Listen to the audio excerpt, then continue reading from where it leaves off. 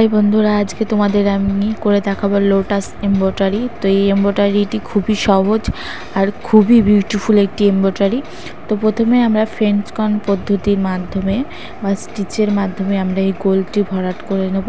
তো আমরা এখানে নর্মালি একটি সুতো নিয়েছি, যেটি হলো হালকা সোনালি কালারের মধ্যে বা হলদে হলদে ভাবও আছে এমন টাইপের নিয়েছি। তারপরে আমরা আবারও হলুদ কালারেই নেব। দেখো আমরা কেমন করে করছি, এমনভাবে হলুদ কালারের সুতো দিয়ে প্যাচলে আমরা এই করে নেব। তো দেখো কেমন করে করছি, ঠিক এমনভাবে তোমরা করে ফেলবে। তো এমনভাবে আমরা পুরো ফ্রেঞ্চ কর্নে গোলটির স্টিচটির চারিদিকে ঘুরিয়ে করে নেবো। এইভাবে ঠিক এইভাবেই করতে হবে। দেখো কোনোটা সাইজে ছোট বড় হবে না, মাপ বরাবর করতে হবে, এমন করে নিতে হবে। তো হয়ে গেল আমাদের। তো এটা এইভাবে করার পর এইভাবে থাক। এবার আমরা দুটি সুইয়ের মাধ্যমে এবার আমরা সুন্দরভাবে পাপড়ি করে নেব। তো দেখো পাশেই দেখতে পাচ্ছ ঠিক এমনভাবে এইটাও হয়ে যাবে। তো দেখো কেমন করে করছি, এমন করে আমরা দুটি সুইয়ের মাধ্যমে প্যাচালেভাবে করে নেব। করার পর এটা হলো একটা পাপড়ি হবে, ফ্লাওয়ারের পাপড়ি। তো এটা এইভাবে করতে হবে। তো আমি একটা পাপড়ি তোমাদেরকে করে দেখাবো, এতগুলো পাপড়ি করে দেখাবো না, একটি করে দেখাবো। তাতে কি হবে, ভিডিওটি শর্ট হবে আর কি, আর সবারই ভালো হয় শর্টে ভিডিও দেখতে তোমাদের। তো এমন করে নিতে হবে।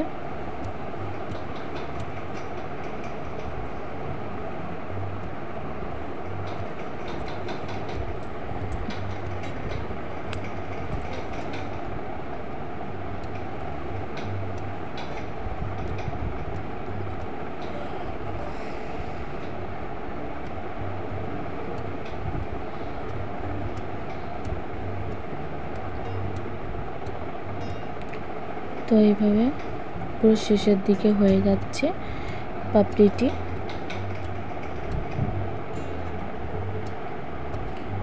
এবার আমরা এই সুইয়ের মধ্যে এরকম কেটে নিলাম।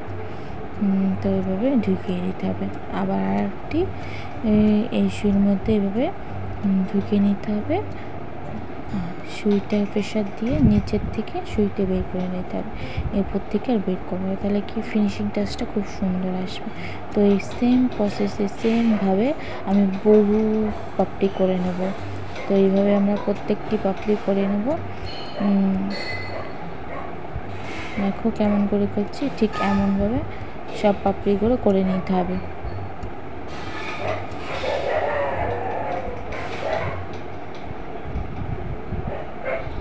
শেষের দিকে এটা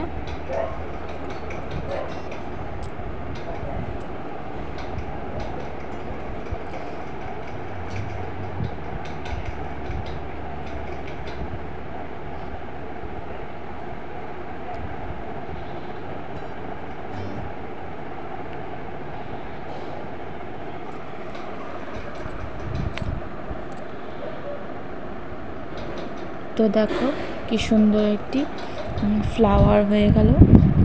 তো এবার আমরা এই মধ্যেখানে যেইটা আমরা স্টিচটি করেছিলাম, তো এই স্টিচটি এই পাপড়ির এটা আমরা সেলাই করে কেটে নেব কাঁচির মাধ্যমে।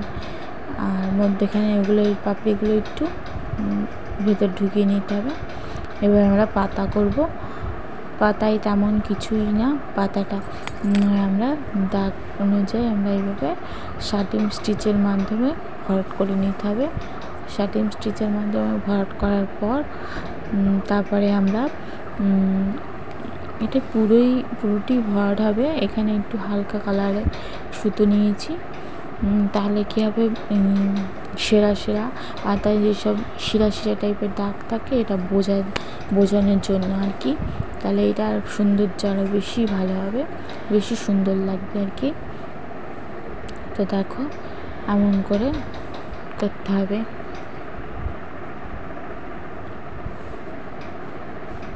তো দেখো পুরো কমপ্লিট। এবার আমরা শর্ট এবং লং স্টিচের মাধ্যমে এবার আমরা এই পাতাটি পুরো ভরাট করব।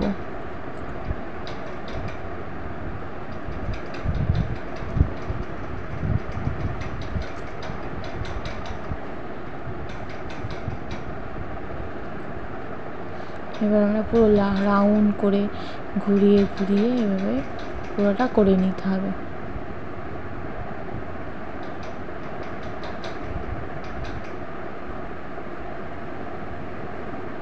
তো দেখো কেমন করে করছি, খুব স্পিডে দেখাচ্ছি, এভাবে করে নিতে হবে। খুবই ভালো লাগছে এটা। আর সুতোর কালার কম্বিনেশনের জন্য আরও বেশি ভালো লাগছে। তো দেখো পাতাটা খুবই বিউটিফুল একটি পাতা, খুবই সুন্দর একটি পাতা হয়ে গেল। তো এবারে আমরা এই কড়িটি করব। কড়িটি করার জন্য প্রথমে আমি একটি তুলো নিয়ে নিয়েছি। তুলোটা এখানে দাগ অনুযায়ী খুব সুন্দরভাবে বসিয়ে নিতে হবে। বসিয়ে নিয়ে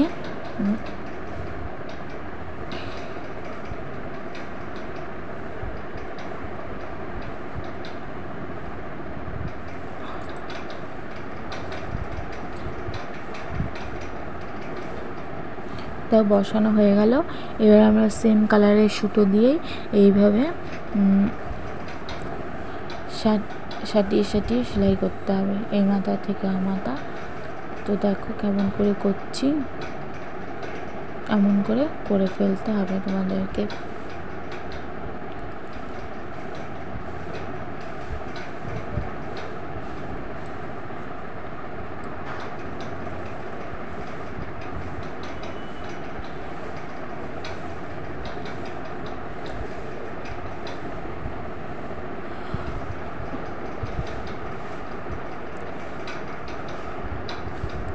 এভাবে পুরো তুলোরিটাই মুড়ে ফেলতে হবে সুন্দরভাবে, তুলোটা না বোঝা যায়। খুব সুন্দরভাবে আস্তে আস্তে করতে হবে।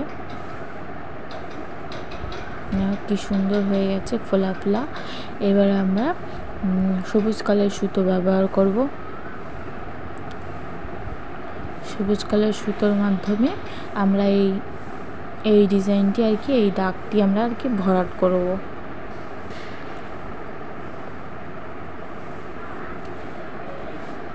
তো এইভাবে আমরা ভরাট করে ফেলবো।